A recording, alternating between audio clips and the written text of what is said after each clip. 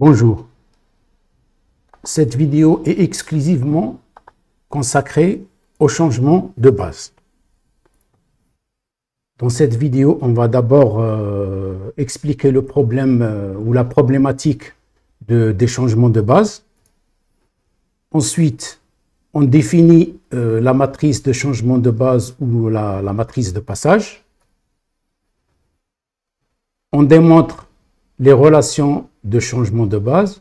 Pour cela, on va utiliser les outils mathématiques, surtout les notations indicielles et matricielles qu'on a développées dans nos premières vidéos.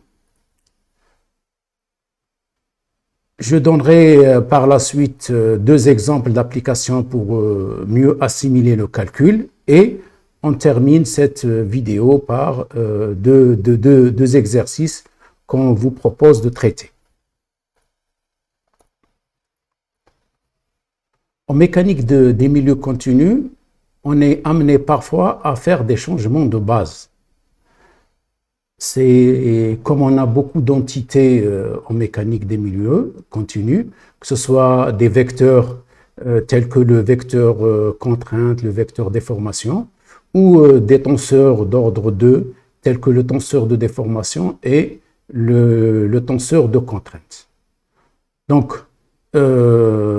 si on connaît les composantes ou les coordonnées de ces entités dans une base, comment les déterminer dans une autre base?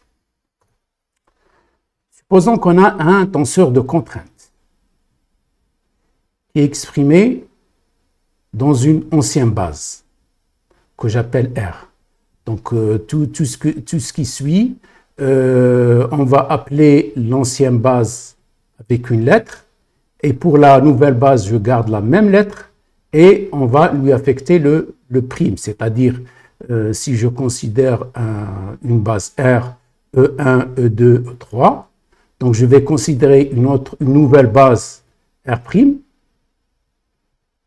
Cette nouvelle base R' aura pour vecteur unitaire E'1, E'2 et E'3. Il est de même, donc si la matrice, on la désigne par sigma dans l'ancienne base, dans la nouvelle base, on va l'appeler sigma'. Il est de même aussi pour les composants de la matrice. On représente ici les deux bases. La base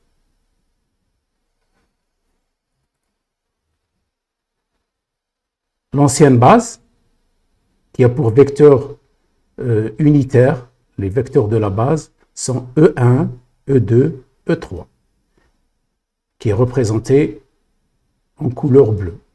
La nouvelle base, représentée en couleur noire, E'1, E'2 et E'3. Donc, dans cette nouvelle base, on peut dire que le tenseur de contrainte sera, on va le noter par sigma', et qui aura des composantes par rapport à l'ancienne base, des composantes qui seront désignées par des primes. Et on note là la nouvelle base. Donc, on doit déterminer ces composantes, les composantes du tenseur sigma', connaissant les composantes du tenseur sigma. Pour vous donner une image de ce changement de base, supposons que vous allez photographier un objet et vous allez, pour le photographier, vous allez prendre divers angles d'observation. Donc, vous aurez le même objet, mais vous aurez différentes photos. Donc, il y a différentes photos qui représentent le même objet. La même chose, un état de contrainte, on peut le représenter avec des coefficients différents, mais qui représentent le même état de contrainte. Comment après on vérifie que c'est le même état de contrainte? Donc, ils doivent avoir les mêmes invariants I1, I2 et I3. Voici de grosso modo la problématique du changement de base. Donc, on va faire des démonstrations pour retrouver les relations qui lient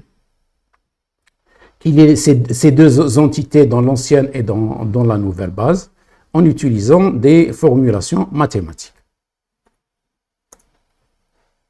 Donc, on va représenter les deux bases, l'ancienne et la nouvelle.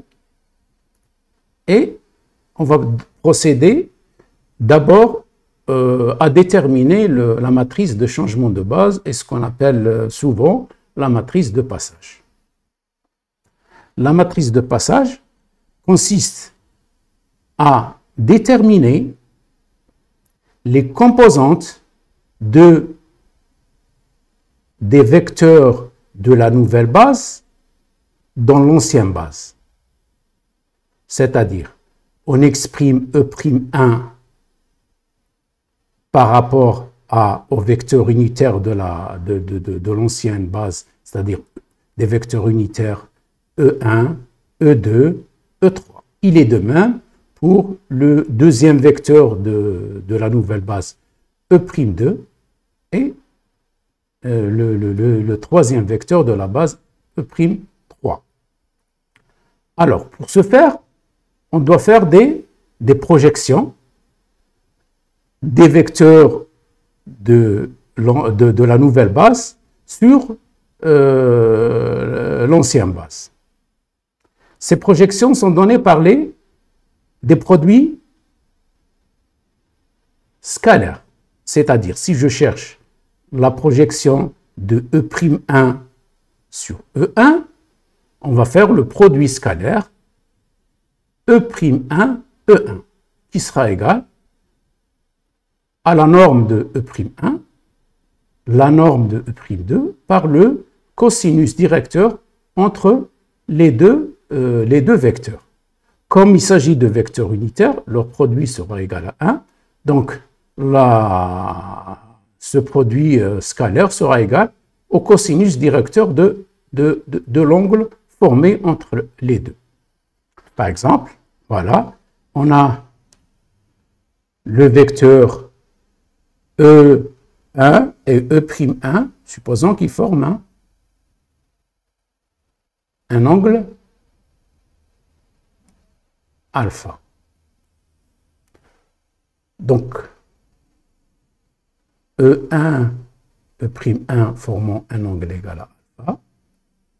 Donc, ça sera le cosinus de cet angle. Le cosinus de cet angle va nous donner la projection du vecteur E'1 sur E1. Et on désigne cette composante par la lettre P avec l'indice 1, 1.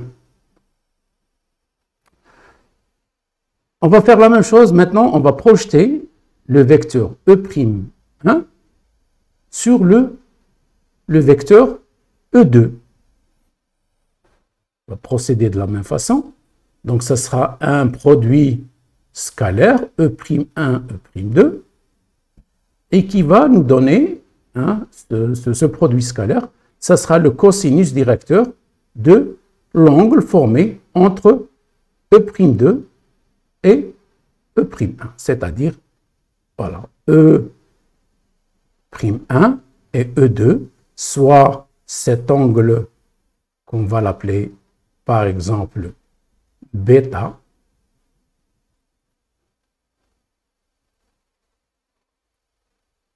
cet angle sera appelé bêta. Donc, on aura un coefficient qu'on va appeler P de 1. Les indices ne sont pas choisis d'une manière aléatoire, donc c'est bien précisé, ceci sera bien précisé en expliquant la matrice de passage, parce que c'est des éléments qui appartiennent à une matrice et ils ont une position bien précise dans la matrice. C'est-à-dire qu'on ne va pas les choisir d'une manière fortuite, les indices. On fait maintenant la projection de E'1 sur E3. Donc, ça sera le cosinus directeur entre E'1 E3 et E'1. E3 et E'1, soit cet angle que je vais appeler gamma par exemple. Et ça sera P3. On remarque, le deuxième indice de P va nous donner le vecteur de la nouvelle base, c'est-à-dire c'est E'1. Et le premier indice, c'est le vecteur de l'ancienne base, c'est l'indice du vecteur de l'ancienne base. Là, j'ai projeté sur E1, là, j'ai projeté sur E2, et là, j'ai projeté sur E3. Donc, pour les composantes P11, P21, P31 sont les coordonnées du vecteur E'1 dans l'ancienne base. Donc, on peut faire la même chose pour le vecteur E'2 et pour le vecteur E'3. En tout, on aura 3 composantes pour chacun des vecteurs, donc ça, ce qui nous fait un total de 9 coefficients à déterminer.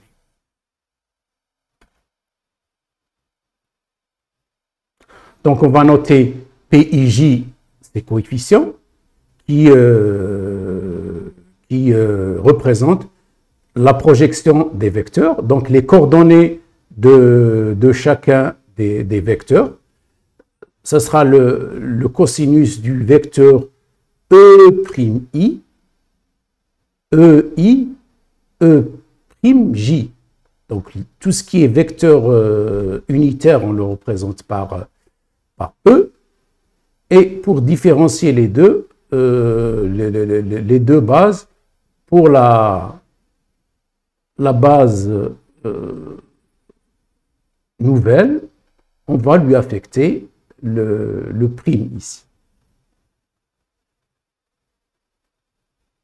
Donc, on va exprimer les coordonnées de chacun des 3 vecteurs de la nouvelle base, soit par exemple E'1. Il aura pour coordonnées dans la nouvelle base P11, P21, P31. On va essayer de réduire cette écriture de façon qu'elle soit un peu plus compacte. Et on va voir l'indice pour lequel on va faire la sommation. On remarque le premier indice, c'est l'indice pour lequel on fait la sommation. Il prend la valeur 1, ensuite 2, ensuite 3. Donc je peux dire c'est la somme de J égale à 1 à 3, de PJ1 EJ. On va faire la même chose pour le deuxième vecteur de la nouvelle base, E'2. Ça sera PJ2 EJ. Et on arrive au troisième vecteur de la base, troisième et dernier vecteur de la base, E'3. Et on retrouve cette forme. Alors, on va essayer encore de compacter cette écriture afin d'aller vers une écriture indicielle. Et cette écriture indicielle, on va l'utiliser pour les démonstrations.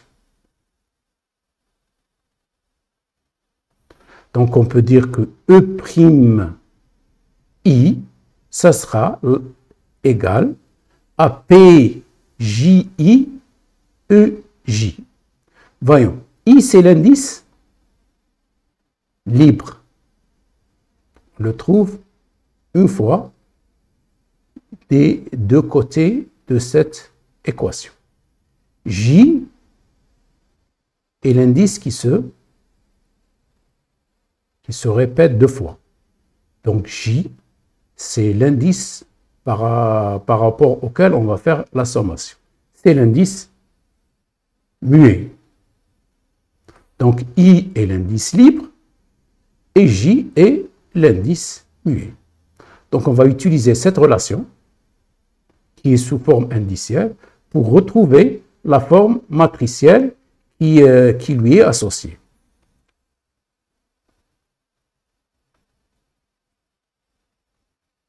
Donc, on va définir une matrice de passage de la base R à la base R' de la façon suivante.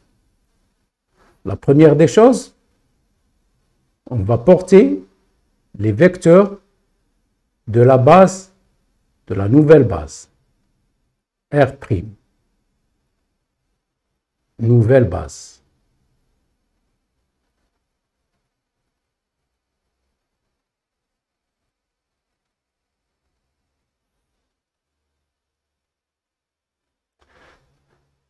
Et on va exprimer pour chacun des vecteurs de la nouvelle base, on va les exprimer dans l'ancienne base.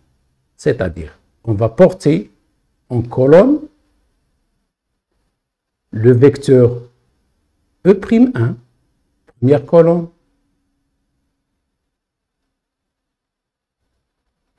E'2 et E'3.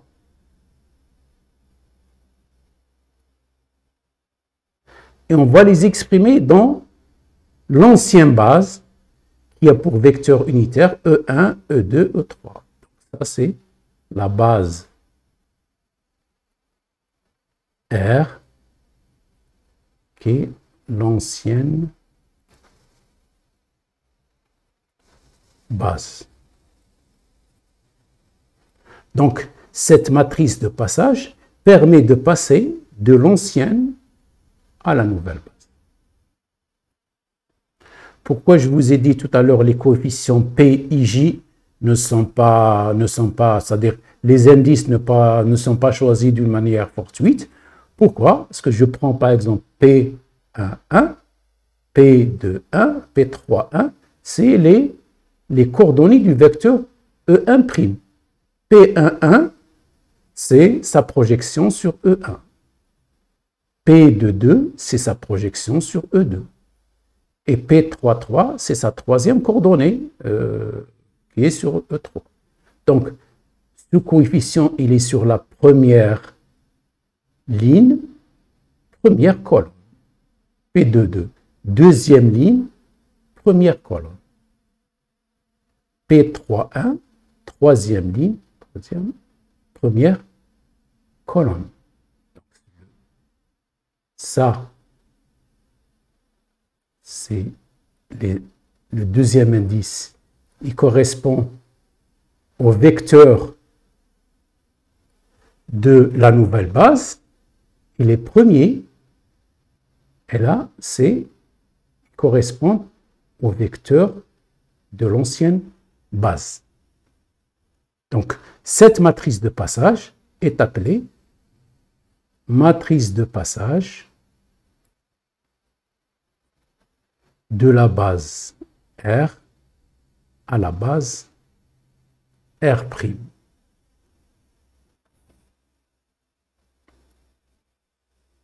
Donc, à partir de cette notation indicielle qu'on a retrouvée tout à l'heure, on déduit la forme ou l'expression matricielle.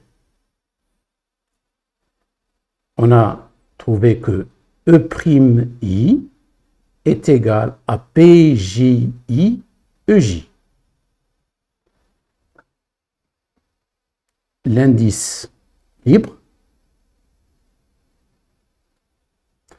et l'indice muet. Alors, comment on peut savoir si PJI il représente la matrice P ou sa transposée? C'est en examinant la position de l'indice muet, qui est l'indice J. L'indice J. Si l'indice muet est contigu dans P et dans E, ça veut dire quoi contigu? S'ils sont côte à côte. Contigu, ça veut dire qu'ils sont côte à côte. S'ils sont côte à côte,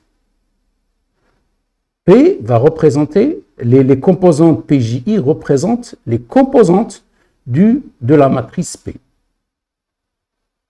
S'ils ne sont pas contigus, c'est sa transposée. Donc on voit bien que J n'est pas contigu.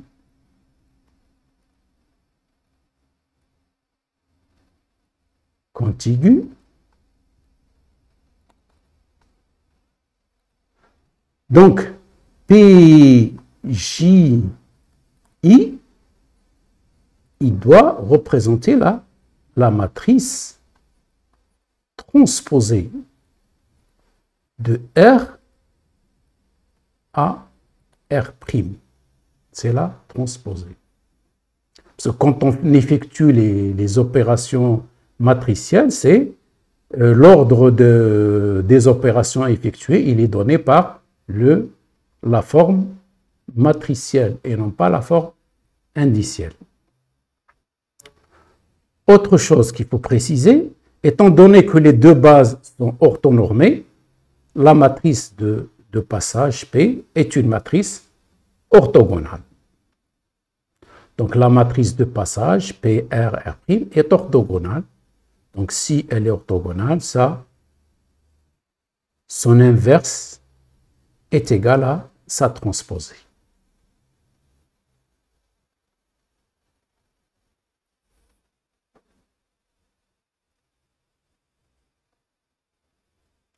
On va maintenant voir les relations qui nous permettent de dégager les relations de changement de base, que ce soit pour les vecteurs, que ce soit pour les tenseurs. Et nous, on s'intéresse uniquement aux tenseurs d'ordre 2. C'est par exemple le tenseur de contrainte ou déformation. Là, on va parler que de tenseur de contrainte, ou que ce soit un vecteur tel que le vecteur contrainte ou le vecteur déformation. On va commencer d'abord par la forme qu'on a trouvée. Donc là, on est passé, donc les E, je rappelle que les E désignent les vecteurs de la base. Quand il y a un prime, c'est la nouvelle base. Et la matrice de passage, on la désigne par la lettre P. Donc de cette forme matricielle, indicielle, on a retrouvé la forme indicielle. Donc maintenant, j'ai cette relation de E' en fonction de E, c'est-à-dire les vecteurs E, je passe au vecteur E'. Cherchons maintenant la relation quand je passe de E' à E. Point d'interrogation. Donc on va partir de là, faire des transformations et voir la relation qu'on aura. Donc ça consiste à isoler donc ici j'ai les primes, pardon, on va revenir.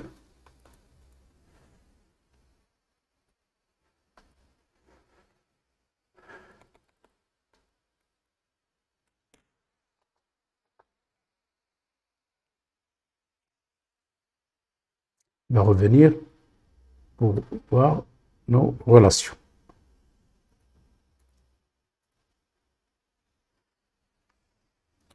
Bon, juste pour vous expliquer.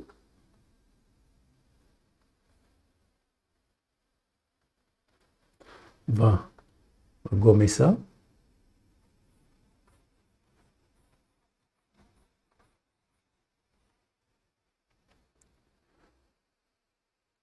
Donc tout juste pour dire ici j'ai E'. Et j'ai déterminé en fonction de E. Connaissant E, j'ai déterminé E'. Là, qu'est-ce qu'on veut? On veut aller de E vers E'. Alors, pour ce faire, on va faire des transformations de cette matrice, de cette égalité matricielle. On va procéder de la façon suivante. Donc, on veut isoler le vecteur E. Donc, je vais multiplier. Donc, on sait que le produit matriciel n'est pas commutatif. Donc, on va multiplier par, comme si c'est la transposée. Donc, je vais multiplier par P. Du côté gauche.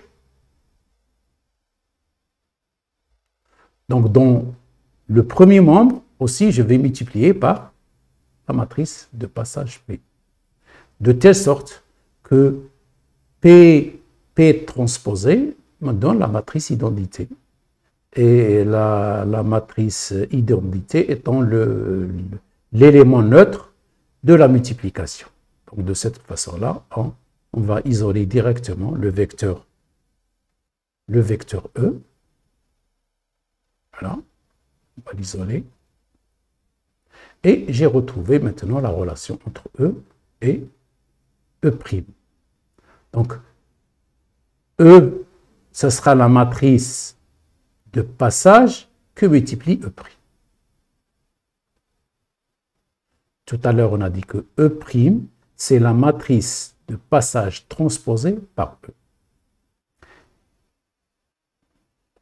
Et en cette forme matricielle, on en déduit la forme indicielle. Donc, puisque on a ici directement, il n'y a pas de... c'est la matrice P et non pas sa transposée. Si on fixe l'indice I comme un indice libre, donc je dois avoir l'indice libre suivi de l'indice muet J. Donc là, ils sont contigus. Il faut les représenter. Donc J, dans ce cas, doit être contigu.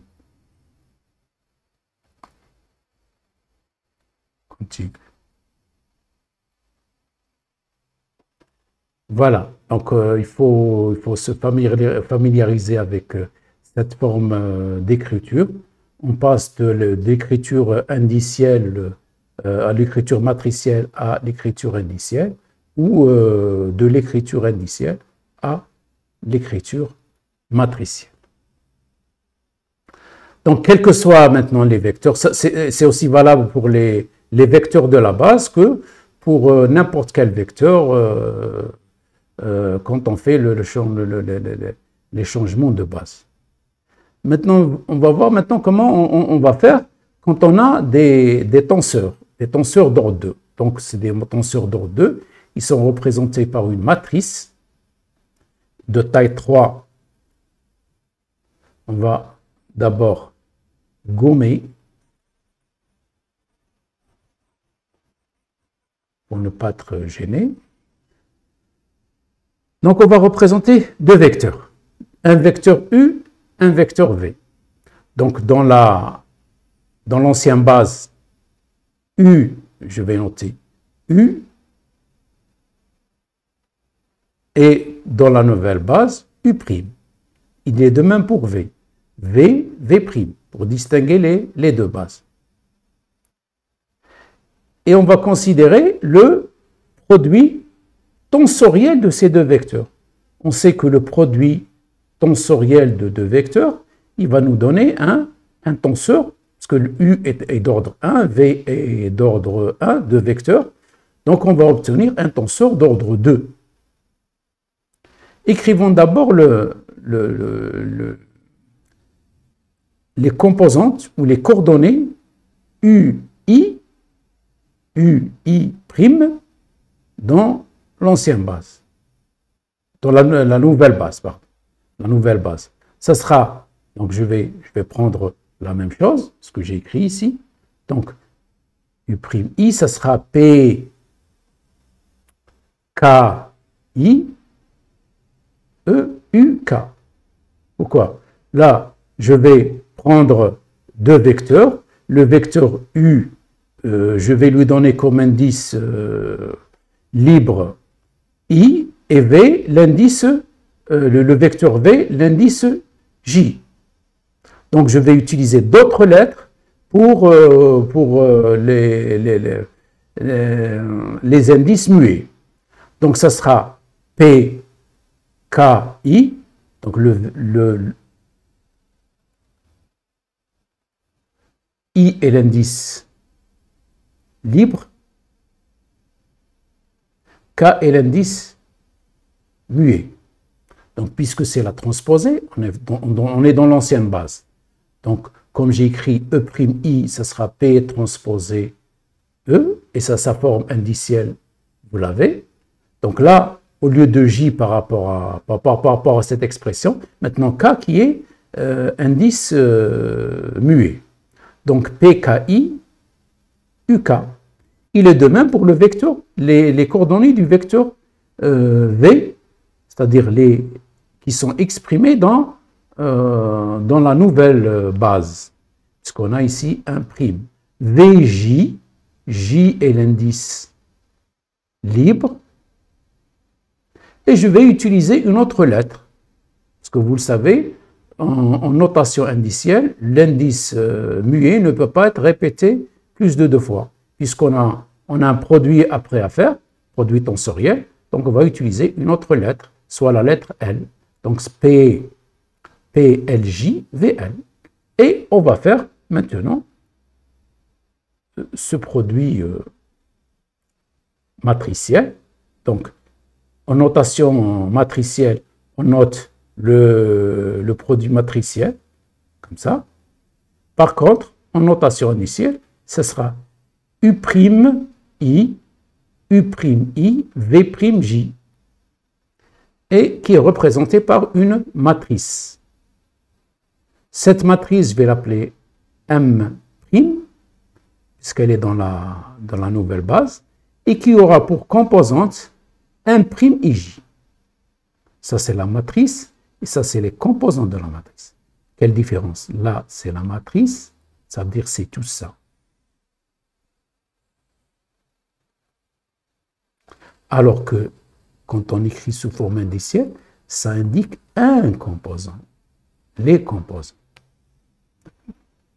Donc ça, c'est une matrice, et ça, c'est des valeurs réelles. C'est cette composante, hein, toutes les composantes, toutes les 9 composantes de cette matrice.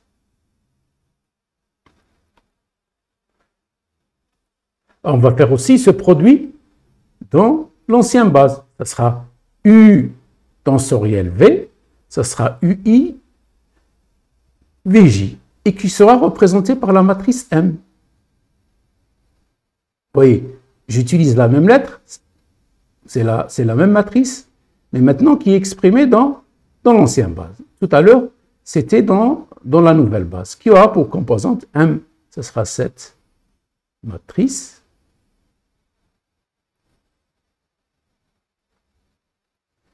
MIJ sont les composants de cette matrice.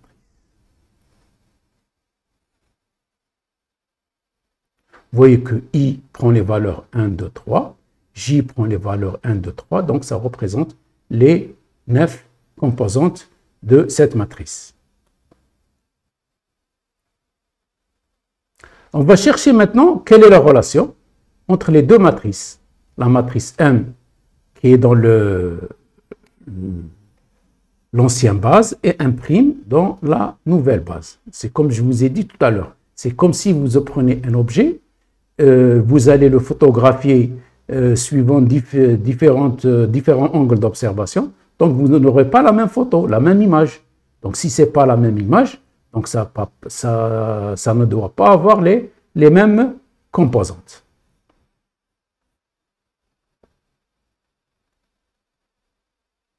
Alors, on va faire ce produit dans la nouvelle base et l'exprimer en fonction de l'ancienne base. Et on va retrouver notre relation de changement de base. Alors, je vais donc U'I V'J, ça sera la matrice M'Ij.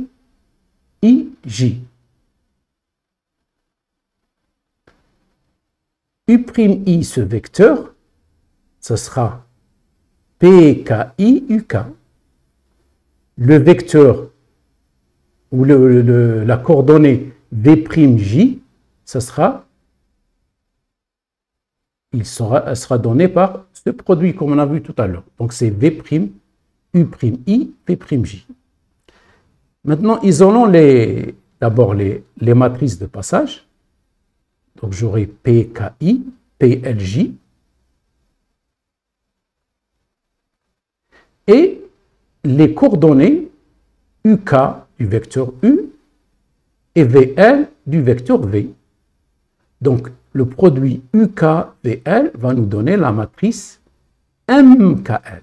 C'est-à-dire la matrice, il ne faut pas se fier aux indices. C'est-à-dire que c'est la matrice M dans l'ancienne base. Hein? C'est la même chose ici. Dans l'ancienne base. Donc ce sera PKI, PLJ, MKL. Voyons. Comment maintenant on va retrouver cette écriture sous forme matricielle? On sait dès le départ, c'est-à-dire dans cette équation, que les indices I et J sont les indices libres. Et je vais les retrouver dans l'ordre dans le second membre de cette équation. C'est-à-dire I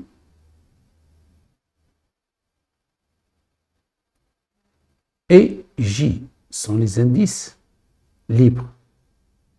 Un indice libre, dans un monome, il n'est répété qu'une seule fois. L'indice muet ne peut pas être répété plus de 2 fois. Donc j'ai l'indice muet, j'ai K, et on a L, qui sont répétés 2 fois. Ça, c'est le produit, c'est le produit ici, quand on utilise la notation indicielle, c'est le produit entre réels. Le produit entre réels est un produit commutatif. Donc, peu importe l'ordre de mise en place des composantes. Mais, pour le calcul matriciel, il faut retrouver le bon ou le produit matriciel qui correspond. On va chercher maintenant, puisque I, on va commencer par I, donc c'est PKI qui va être en premier. N'est-ce pas? Voilà, c'est le I. C'est bon.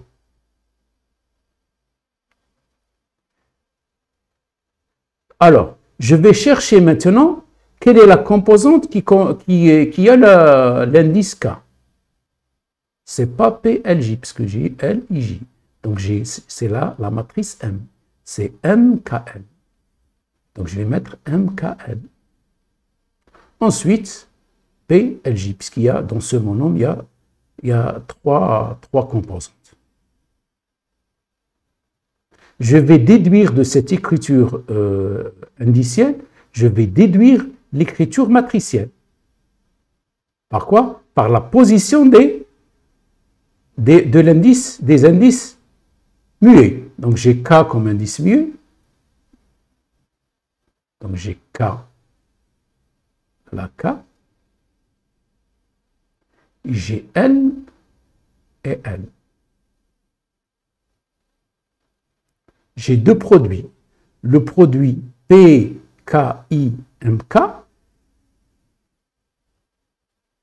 On voit que K n'est pas contigu. Donc cette composante correspond aux composantes de P transposées.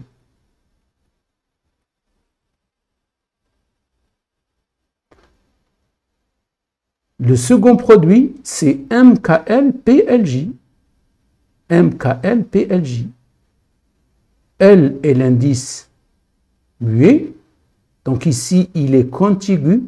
Donc, s'il est contigu, la matrice P représente la matrice de passage. La matrice de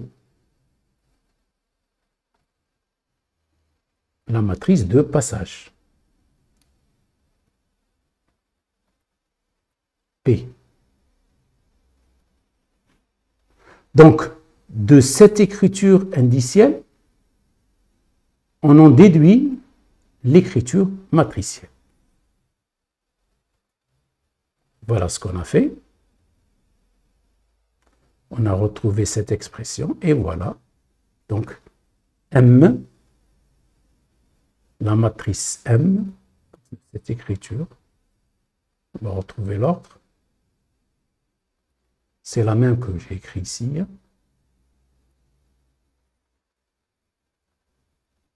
PKI, KL, LJ. Donc, on l'a réécrit ici. Donc, je peux dire que M est égal à P transposé, la matrice transposée de la matrice de passage de l'ancienne base R à la nouvelle base R', par la matrice M et que multiplie la matrice de passage. Qu'est-ce qu'on remarque? M', donc c'est dans le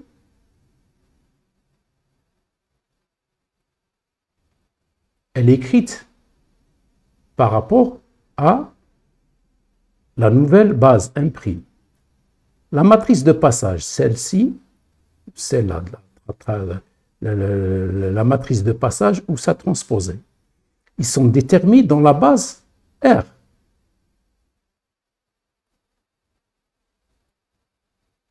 Et la matrice R est aussi déterminée dans la base R.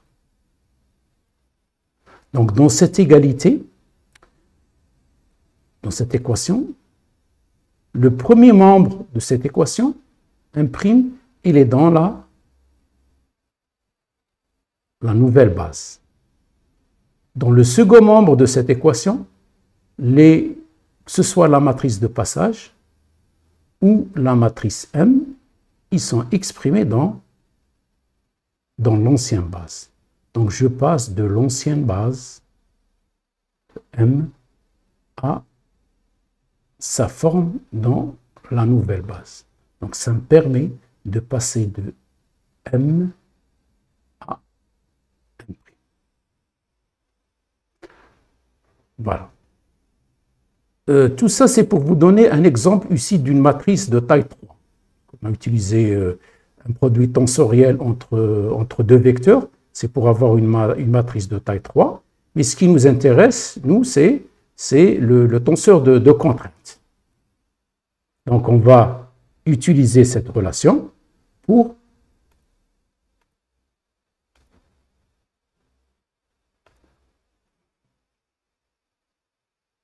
en déduire la relation entre le tenseur de contraintes dans l'ancienne base par rapport à son écriture dans la nouvelle base.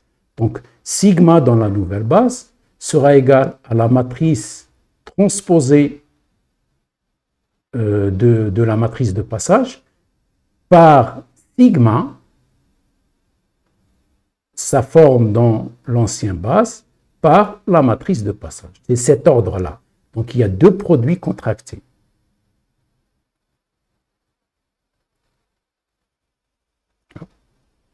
Bon, dans la forme générale, quand il y a des matrices qui ne sont pas orthogonales, hein, donc on fait ici l'inverse. Donc ici, c'est un cas particulier. Donc, les bases sont orthonormées. Donc, c'est plus simple. On utilise uniquement la transposée de la matrice de passage. On fait attention que ces deux matrices, c'est la matrice de passage, sont déterminées dans la base, dans l'ancienne base R. Donc l'écriture matricielle. L'écriture indicielle, on l'a déjà développée. C'est à partir de ça qu'on a, de l'écriture indicielle qu'on a retrouvé l'écriture matricielle. La différence entre les deux, j'ai dit que dans le produit matriciel, il n'est pas commutatif, donc il faut respecter cet ordre de multiplication. Donc, la matrice de passage transposée par sigma par la matrice de passage. Dans l'écriture indicielle, peu importe l'ordre, parce que là, ça c'est des matrices. Hein? Dans l'écriture matricielle, c'est des matrices. Alors que là, on a des valeurs ou des nombres réels. Remarquez que dans cette écriture, donc I et J sont les indices libres, donc je dois les retrouver une seule fois et dans l'ordre. On retrouve d'abord le I, ensuite le J, dans ce monon. Alors ici, on a trois composantes. Vous avez K, il n'est pas contigu, donc c'est la transposée. Ensuite, sigma, et vous avez le L. Une fois que je retrouve cette forme, d'accord? Il faut d'abord retrouver cette forme. Après, je peux la présenter dans différents ordres. Par exemple, je peux mettre BKI, PLJ, sigma KL. Ensuite, sigma KL, PKI, PLJ. Voilà. Donc, il ne faut pas mélanger les deux écritures, l'écriture indicielle et l'écriture matricielle. Quand on va faire des exercices, on va appliquer cette relation. Et le calcul, on va appliquer cette relation. Bon, maintenant, on va chercher la relation duale, c'est-à-dire en exprimant le tenseur sigma dans l'ancienne base en fonction de la nouvelle base et de la matrice de passage de l'ancienne base à la nouvelle base. On va partir de la relation qu'on vient tout juste de retrouver. C'est-à-dire sigma prime, c'est PRR prime transposé sigma PRR prime. Donc on doit isoler sigma. Donc pour isoler sigma, on va faire des transformations ici en prenant que ce soit les matrices de passage ou sont transposées. Voyons, on va faire la transformation suivante. D'abord, je veux avoir un produit pour éliminer déjà la matrice de passage transposée. Donc, je vais multiplier à gauche dans ce membre par la matrice de passage. Comme ça, on aura la matrice de passage par la transposée, c'est-à-dire ce terme, je vais le mettre ici, à gauche. Donc, automatiquement, s'il est à gauche, là aussi, je dois avoir à gauche. Celui-là, je dois le mettre à gauche de sigma. Voyez-vous que le produit matriciel n'est pas commutatif. Donc, P transposé, ça donne la matrice d'identité. On aura sigma et on aura la matrice de passage P. Donc ça donne 1. La matrice identité et l'élément neutre dans la multiplication. Donc on aura P R' sigma sera égal à sigma P R'. On va continuer aussi. Donc on a retrouvé cette expression. Donc on doit isoler. Donc, puisque j'ai P R', je vais multiplier par la transposée. D'accord? Mais cette fois-ci, je vais faire le produit à droite. Je vais faire le produit à droite. Ce produit, je vais le faire à droite.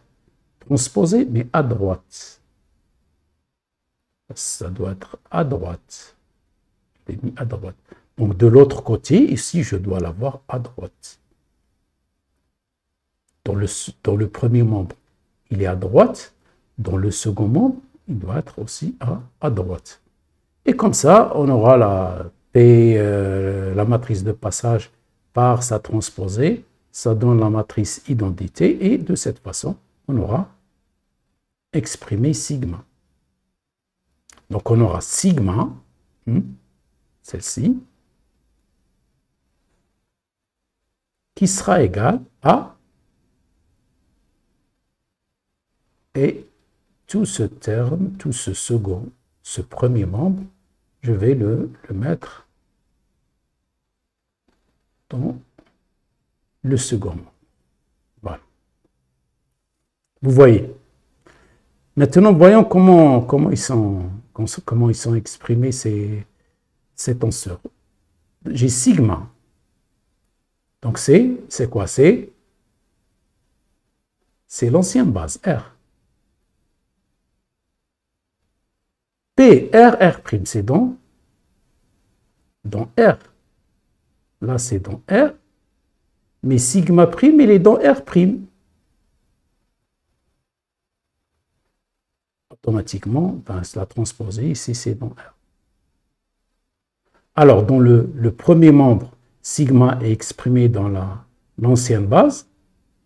Mais dans le second membre, sigma prime, c'est-à-dire sigma, le tenseur de contrainte est exprimé dans la nouvelle base, mais les matrices de passage sont exprimées dans l'ancienne base. Donc, il faut faire attention à l'écriture quand on représente le produit matriciel. Il faut bien choisir les matrices de passage.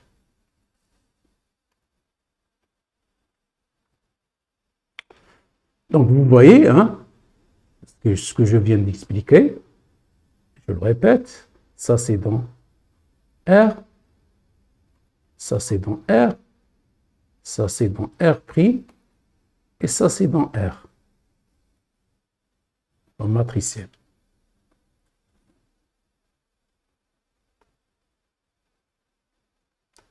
Maintenant, on va retrouver la forme indicielle. Donc, sigma ij, donc c'est les indices libres I et J.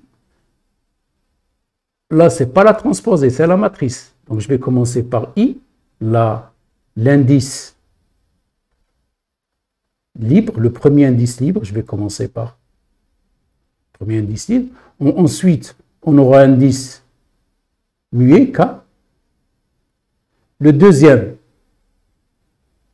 composante de ce produit, c'est le tenseur sigma. Donc, sigma, comme ce n'est pas la transposée, je vais utiliser là l'indice muet. Donc, le K étant l'indice muet. Ensuite, L, on utilise l'indice muet, le deuxième indice muet L, puisque ça, c'est la transposée P, R, R' transposée. Donc, les deux, l'indice L ne doit pas être contigu. Vous voyez L, donc il ne doit pas être L. Donc, je dois avoir le deuxième indice libre. Le deuxième indice libre. Et ensuite, on met l'indice. Une fois que je retrouve cette forme, je peux combiner. Je peux combiner, puisque ici, c'est un produit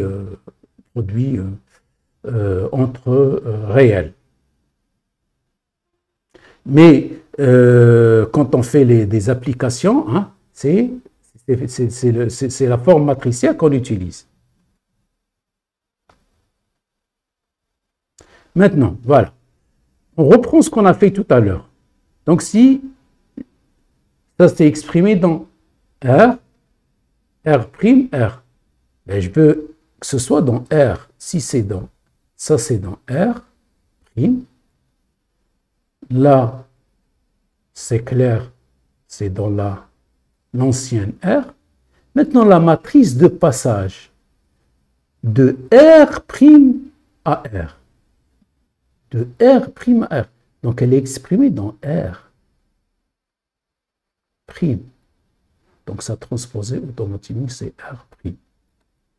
Là, ils sont exprimés. Le second membre, c'est dans la même base. Si c'est dans la même base, on va commencer le produit par la matrice de passage de R'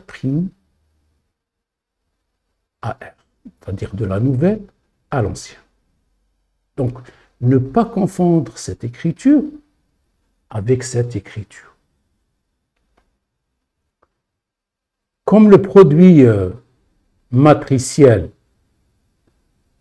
n'est pas commutatif, par identification, sigma, ça va donner là la même chose.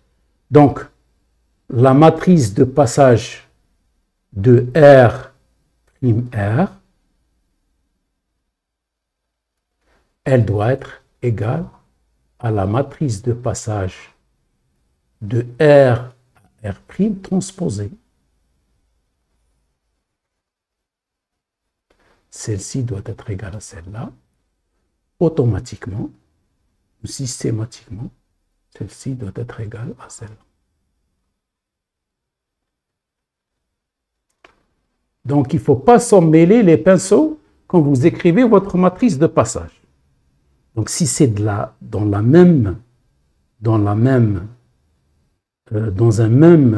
une même base, on commence d'abord le produit par la transposer.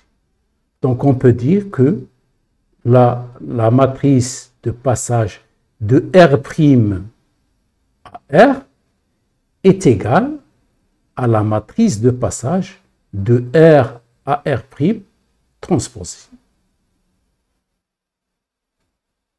Donc, on vient de démontrer cette relation.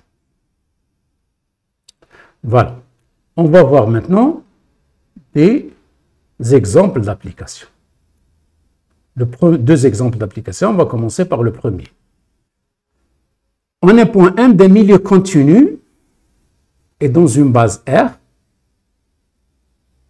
Donc, au point M, origine, et les vecteurs unitaires E1, E2, E3. Le tenseur de contrainte, on donne le tenseur de contrainte au point M, qui est exprimé dans l'ancienne base, hein, toujours E1, E2, E3. On va considérer une autre base, qu'on note R', qui est définie par une simple rotation, dans le sens anti-horaire, ou le sens trigonométrique, de la base R, d'un angle de 60 degrés autour de l'axe ME1, c'est-à-dire l'axe E1.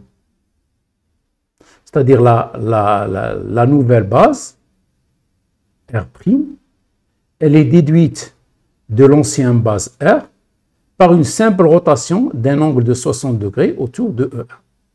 La question qu'on pose, calculer les composantes sigma' ij du tenseur de contrainte sigma' dans la base R'.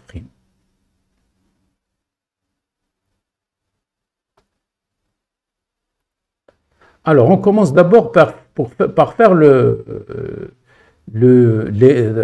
dessiner, représenter les deux bases. Donc, les deux bases, on a dit qu'on a une base E1, E2, E3. C'est l'ancienne base. De cette ancienne base, je déduis une base nouvelle par une simple rotation autour de E1. Une simple rotation autour de E1.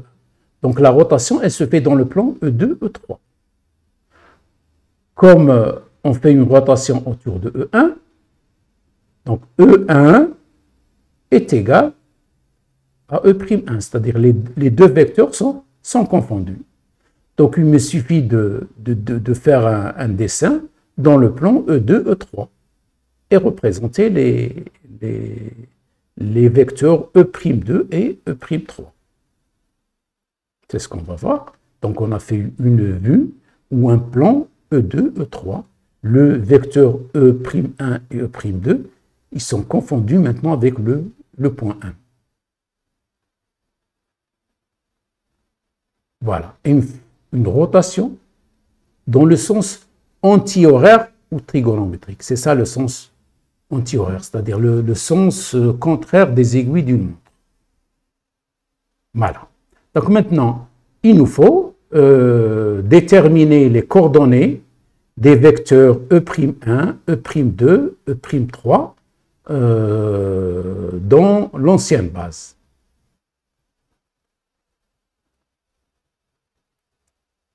Voyons.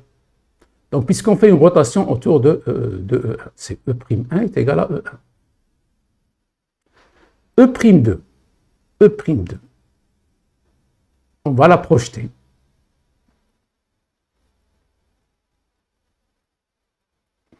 Sur E2 et sur E3. Sa projection sur E1 est nulle, puisque donc E'2, sa projection sur E2, ça sera le cosinus de 60 degrés, E2. Sa projection sur E3, ça sera sinus 60 degrés. Sinus 60 degrés. On va projeter maintenant le vecteur E'3 sur E2 et sur E3. Je vais projeter. Voilà. Projette. On projette. Comme cet angle 60 degrés, là j'ai un angle 30 degrés. Donc ici, c'est le complémentaire à 60 degrés. 30 degrés.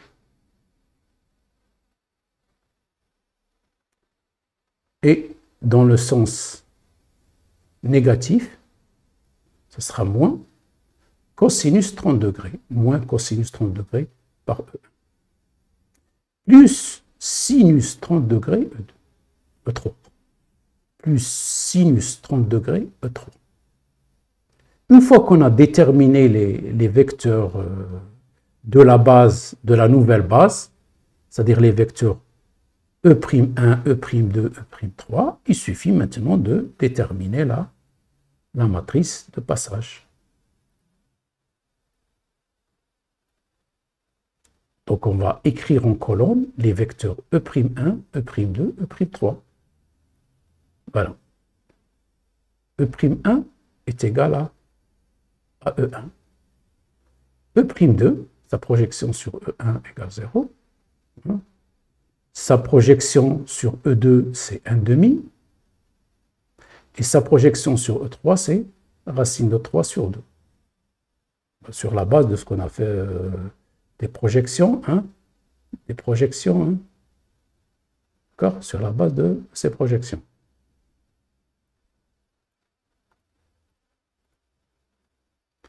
Et le vecteur E'3, sa projection sur E1, c'est 0. Sa projection E2, sur E2, c'est moins racine de 3 sur 2, négatif. Et sa projection sur E3, c'est 1/2.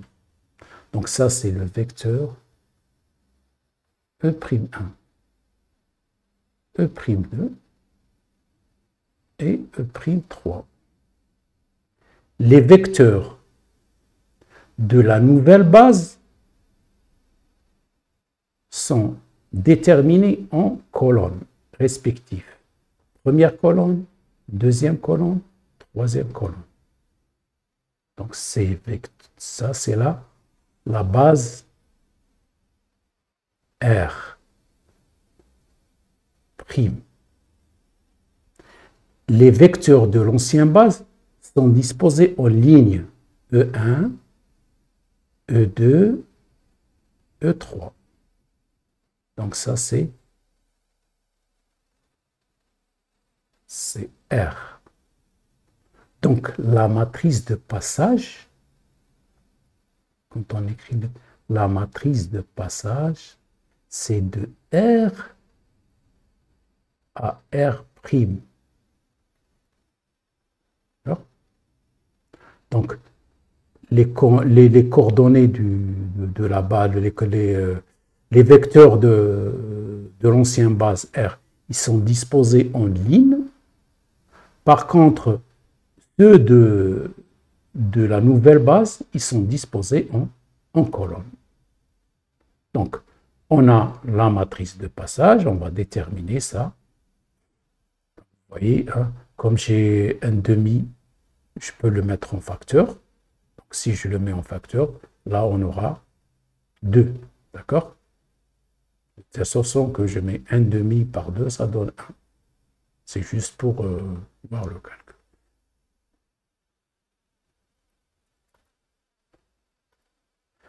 Ça y est, donc la matrice de passage, ça a transposé. Le reste, c'est un calcul matriciel. On écrit la relation. Vous voyez, c'est la nouvelle base. Tout dans l'ancienne base. D'accord? Si c'est dans l'ancienne base, je prends la transposée. Il faut retenir ça. Si c'est l'ancienne base, je prends la transposée. Et c'est souvent cette relation qu'on détermine. Donc, ça sera un demi. Je mets la transposée, celle-là.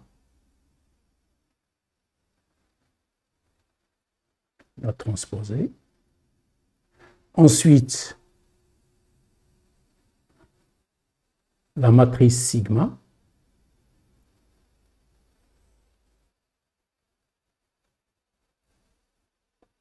Et la matrice de passage.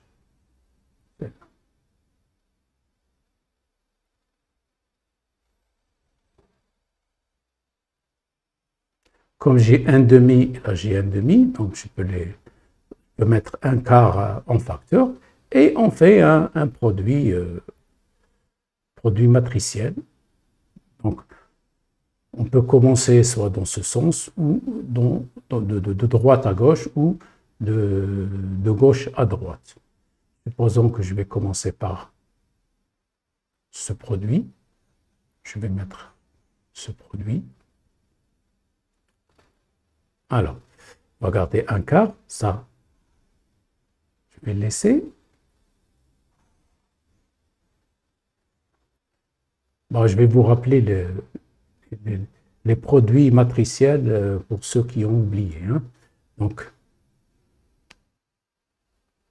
la première composante de ce produit entre ces deux matrices.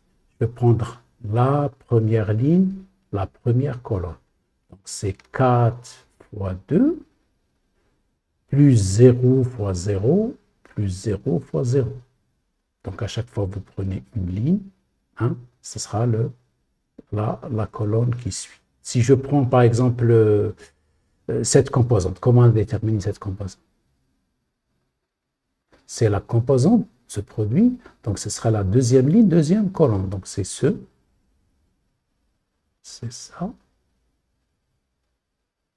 Que multiplie ça.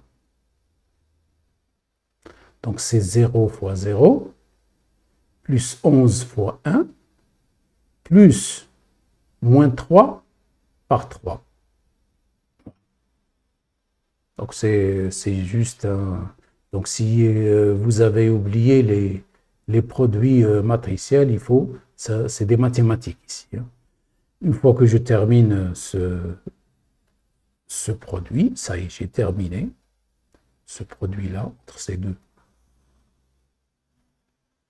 Ça donne cette matrice.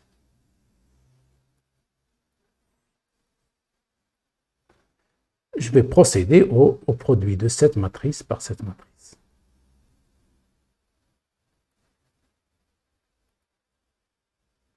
Vous le voyez tel que affiché.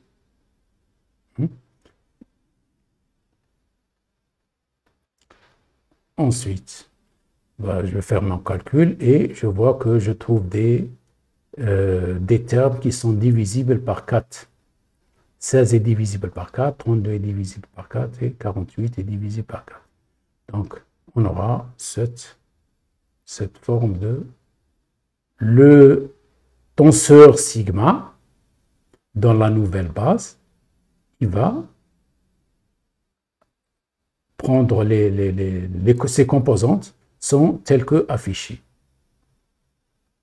On voit bien ici, il s'agit de de la base principale parce que on a rendu ce tenseur-là sous forme d'une matrice diagonale. Alors, comment on va savoir si le calcul est exact ou pas? Donc, tout simplement, l'exactitude du résultat obtenu peut être vérifiée par les trois invariants du tenseur de contrainte, calculés dans les deux bases. Donc, on fait le calcul dans l'ancienne base et dans la nouvelle base, et on doit déterminer que les trois tenseurs, I1, I2, I3, sont les mêmes pour les deux bases. Si c'est le même, ça représente le même état, ça veut dire que le calcul est correct. Si ce n'est pas le même, on peut revenir pour voir détecter ou localiser l'erreur faite pendant le calcul. Donc je vais faire cette vérification, je vais la faire pour le second exemple. Deuxième exemple. On a toujours, on considère un milieu continu et par rapport ou dans une base R, le tenseur de contrainte il s'écrit sous cette forme-là. On va considérer une nouvelle base, R', qui est définie par une simple rotation dans le sens antihoraire trigonométrique de la base R d'un angle de 90 degrés, c'est ça qu'il faut noter, autour de l'axe E3. Donc, nous considérons que c'est l'ancienne base. Je vais faire tourner cette base d'un angle de 90 degrés autour de E3. La question qui est posée, calculer les composantes sigma prime ij du tenseur sigma prime dans la base R'. On va commencer toujours par représenter les deux bases. On a l'ancienne base E1, E2, E3. Donc, qu'est-ce qu'on fait? On fait une rotation de cette ancienne base d'un angle de 90 degrés,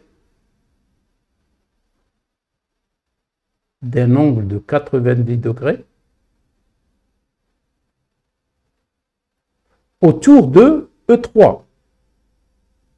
C'est-à-dire, quand je fais cette rotation, donc de E1, je vais avoir E'1, E'2, et puisque la rotation elle a lieu autour de l'axe E3, donc ces deux vecteurs, E3 et E'3, ils sont confondus. On doit d'abord déterminer les coordonnées les coordonnées des vecteurs de la nouvelle base dans l'ancienne base. Et ensuite déterminer la matrice de passage et faire le produit matriciel. Vous voyez, E'1, quand je fais la rotation, il sera égal à E1. E'2 sera égal à moins E1. Il est dans le sens opposé, moins E1. Et, puisque la rotation autour de E3, donc ces deux vecteurs, E'3 et E3, sont identiques. Déterminer maintenant la matrice de passage. E'1, j'écris E'1, il est égal à quoi? E2. C'est-à-dire là, c'est E1, E2, E3. Donc sur E1, c'est 0.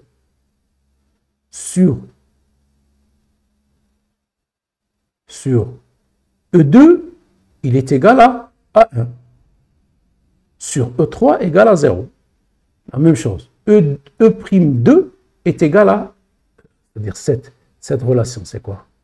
Première coordonnée, c'est, j'ai écrit cette équation vectorielle. Deuxième vecteur, E'2, il est égal à moins E1, moins E1. Donc ça, on va l'exprimer comme ça. Et le troisième vecteur,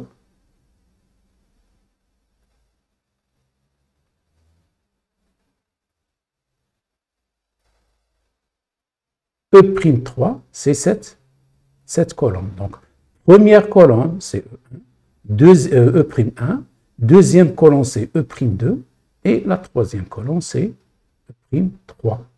C'est la matrice de passage de R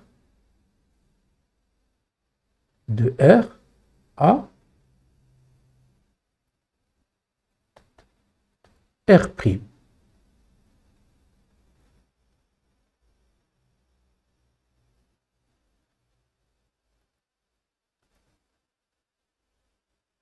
Donc, la matrice de passage, ça transposé, le reste, c'est du calcul matriciel. Bien que, nouvelle base, premier membre de cette équation, nouvelle base. J'exprime tout dans l'ancienne base, égal dans l'ancienne base, puisque là, c'est sigma, ancienne base, là, c'est l'ancienne base. Donc, si c'est l'ancienne base, ça doit être là, la transposée. Quand c'est la même base, c'est là, la transposée. Et on fait le calcul. Donc, vous avez le calcul. Vous avez ce calcul, voilà. Donc, j'ai fait ce produit.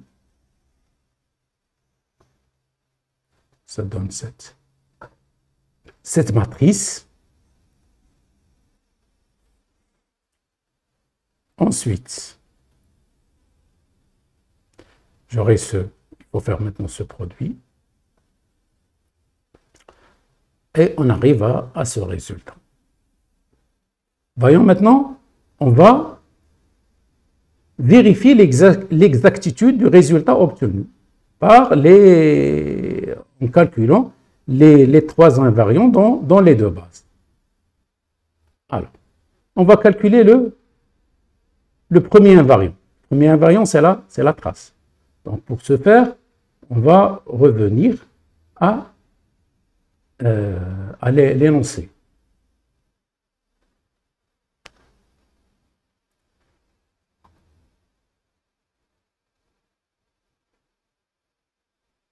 Voilà.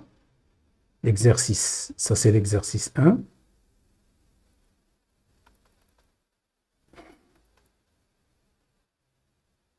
L'exercice 2, donc c'est ce tenseur. Donc ce tenseur-là, je vais calculer là l'exercice 2. Oui. Non, pas c'est, attendez là, c'est... Ça, c'est les exercices que je vous propose. Hein. Je vais revenir à...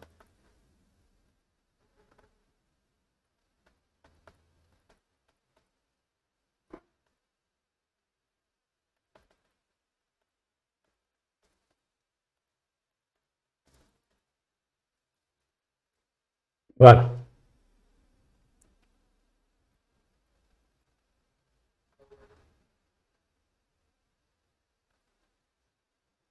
Donc, c'est ce...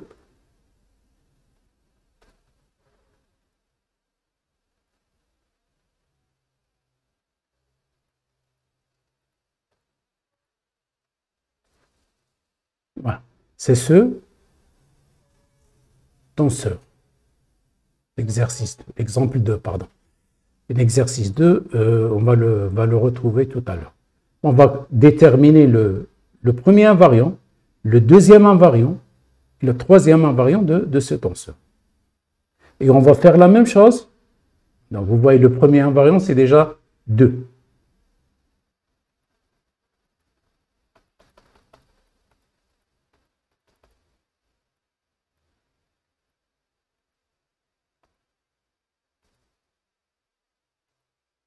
Voilà. Maintenant, dans la nouvelle base. La nouvelle base aussi, je vais calculer le premier, le deuxième et le troisième invariant. C'est ce qu'on va voir. Donc, je vais vous donner le résultat. Donc, dans l'ancienne base, I1 est égal à 2. Dans la nouvelle base, vous voyez, ce tenseur, c'est 1 plus 1, c'est égal à 2. Donc, comme I1 est égal à I'1, ça doit être la même chose. Donc, la première condition est vérifiée pour le premier invariant. On va faire la même chose pour le deuxième invariant. Le deuxième invariant, il suffit de calculer les mineurs. Donc, j'ai déjà fait une vidéo comment on détermine les trois invariants.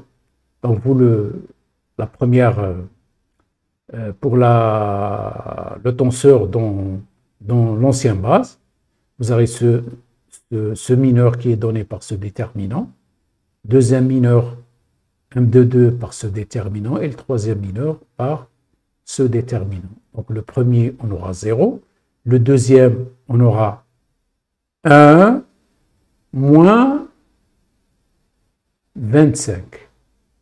Et le troisième, on aura 1 moins 25. Donc ça sera moins 49 mégapascal au carré. Oubliez l'unité. On va le calculer, le deuxième invariant aussi dans la nouvelle base. Vous aurez les trois mineurs, M1, M2, M3. Vous voyez, c'est donné par des déterminants. Le premier mineur, c'est 1 moins 25. Le deuxième, c'est 0, 0, donc c'est plus 0. Le troisième, c'est 0, moins 25. Donc, j'aurai 1 moins 25, c'est moins 49. Donc, vous avez on obtient le même deuxième invariant pour les tenseurs qui sont exprimés dans deux bases différentes. Donc, ça, c'est de bons signes. Et on passe au troisième invariant. Donc, on prend la matrice et on calcule les invariants. C'est clair, je vous rappelle, hein, on fait ces produits. Donc, ce sera ce produit 0, ce produit dans 0 et ce produit dans 0. Donc, ça, c'est 0. Ça, c'est 0. Et ça, c'est 0. Moins ce produit, plus ce produit, plus ce produit. Je mets moins en facteur. Ce produit-là, ben, il donne un 0. Ce produit-là, il donne un 0. Et ce produit-là, il donne 25.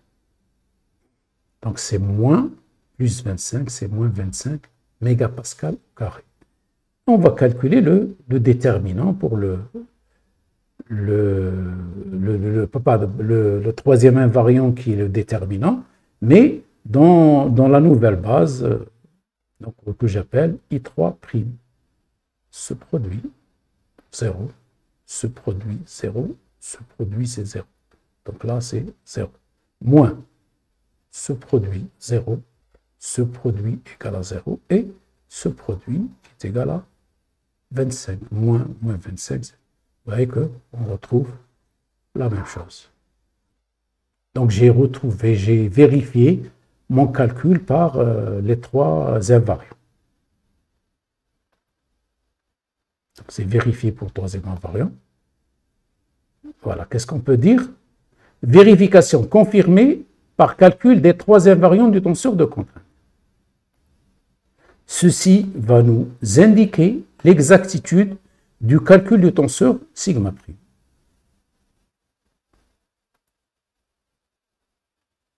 Bon, je vais vous proposer deux exercices à faire. Et ces exercices-là qu'on a traités lors des deux précédentes vidéo.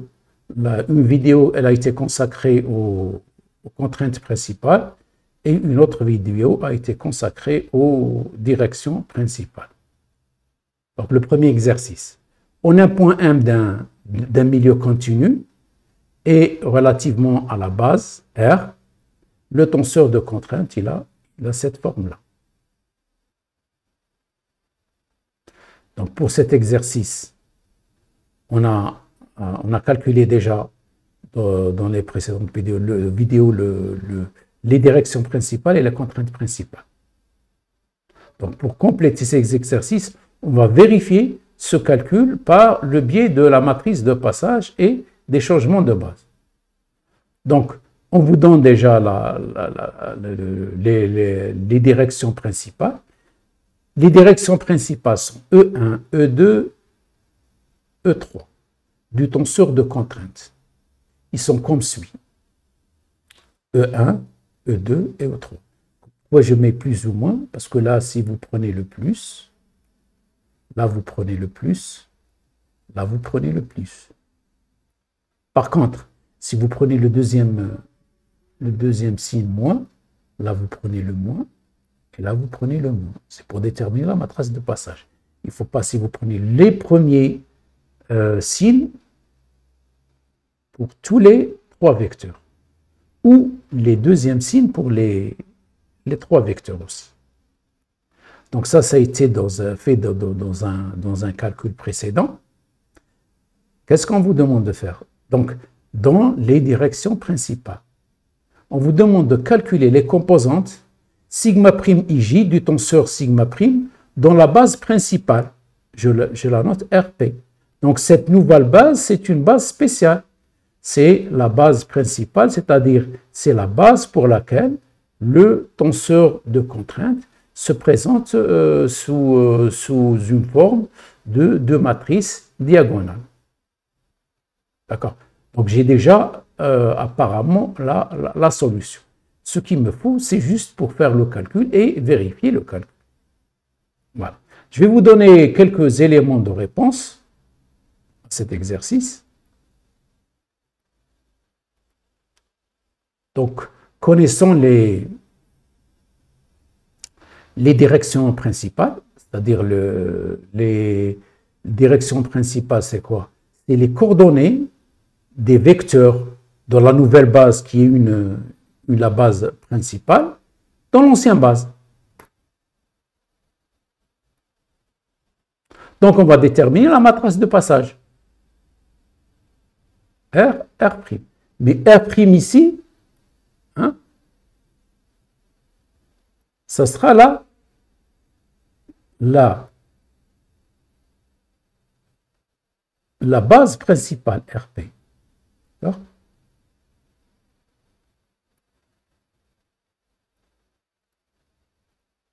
Alors, je peux mettre R' ici. C'est la base principale RP. Comment on va déterminer maintenant là cette matrice de passage? On prend les composants du premier vecteur de la base principale. C'est-à-dire, ça sera moins 2 sur racine de 5.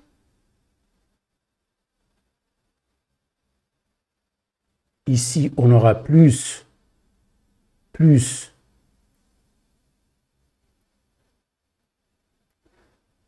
1 sur racine de 5.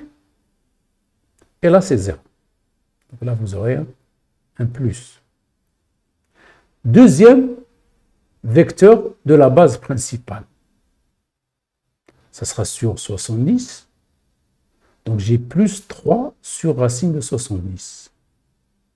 Plus 6 sur racine de 70. Et plus 5 sur racine de 70. Troisième vecteur.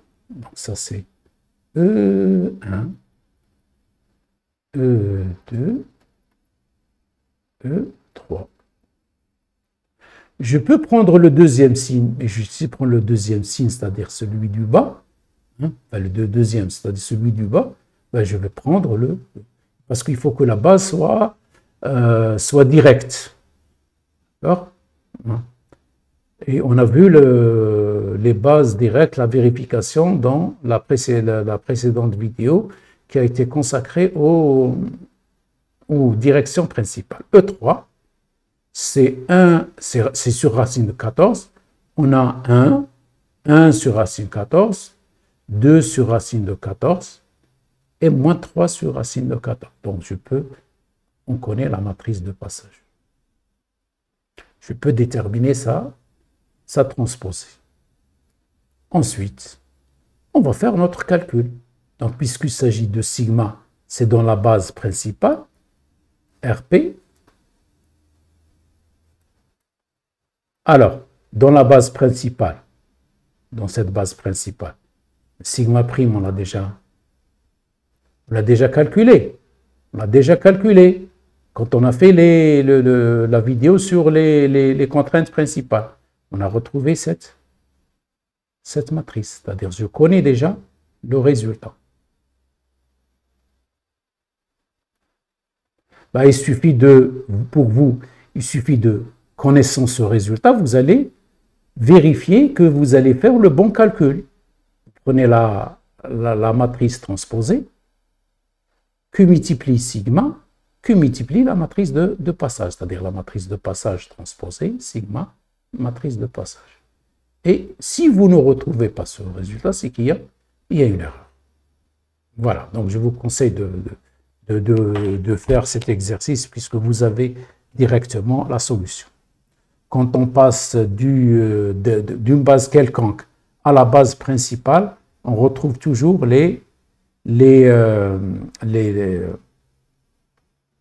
matrice diagonale, hein, qui correspond aux contraintes principales. Deuxième exercice que je vous propose de faire. La même chose, ça aussi on l'a traité et on a déterminé les contraintes principales et les directions principales. On a un point M d'un milieu continu et relativement une base R, le tenseur de contraintes, il s'écrit sous cette forme-là. On vous donne les directions principales qui sont données sous cette forme-là, affichées.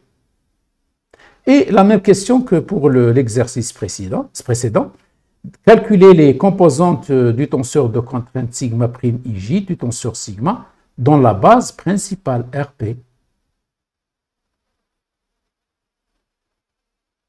D'accord? Donc, quand on va faire le calcul, quand on passe de l'ancienne base, celle-là, à la nouvelle base qui est la base principale, on doit retrouver notre matrice diagonale qui est composée uniquement des contraintes principales qu'on a déjà déterminées. Voilà, donc je vais vous donner des éléments de réponse à cet exercice. Donc, vous avez la base principale. La même chose, ici c'est R', C, RP, là, la base principale. Bon, on va écrire E1, E2 et E3. Donc la première, j'ai 1 sur racine de 2. Donc c'est 1 sur racine de 2. Donc, je prends le premier ici. 1 sur racine de 2, moins 1 sur racine de 2. E2, c'est 1 sur racine de 6. Première. 1 sur racine de 6 et moins 2 sur racine de 6. La troisième composante, E3. Donc j'ai 1 sur racine de 3, 1 sur racine de 3 et 1 sur racine de 3. Voici la matrice de passage. Faire le calcul. Dans la base principale, puisque ça c'est dans la base, prime c'est dans la base principale. Donc on a déjà calculé cette. Et on connaît déjà le résultat où on va. Donc on va retrouver ce résultat en faisant le produit de la matrice de passage transposée, le tenseur sigma, tenseur de contrainte, et la matrice de passage. Donc je vais faire ce calcul. Et en principe, si le calcul est correct, je retrouve ce tenseur sigma prime, je retrouve cette matrice. Voilà. Donc je vous conseille de faire ces deux exercices pour bien assimiler le cours et assimiler. Donc, c'est-à-dire, il ne faut pas s'en mêler les pinceaux quand on écrit la matrice de passage. Sur ce se termine cette vidéo et on se verra dans une vidéo prochaine qui sera probablement consacrée au tricercle de Moore. Au revoir.